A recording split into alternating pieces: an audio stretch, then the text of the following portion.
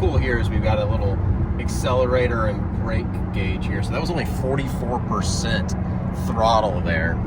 So really easy car to drive, but man, even just taking off from a red light at less than half throttle, the car's got some get up and go. You've got a lot going on behind your head as well, in terms of just engine noises and the exhaust. There's just a lot going on, and it's an engaging car despite being also really easy to use. The steering wheel is so light at low speeds that U-turn, you don't even have to think about it. It's not like you're wrestling a big, crazy, exotic car. The car is very smooth and very livable despite being just an incredible supercar. And then from the roll here,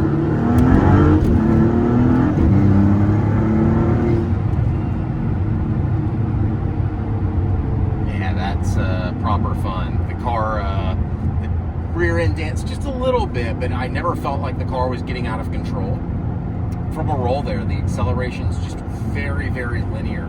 That was probably about a 20 or so mile per hour to about 80 mile per hour pull, and it was, you know, something you could do. I don't recommend doing it in the city, but it is that tame and that drivable.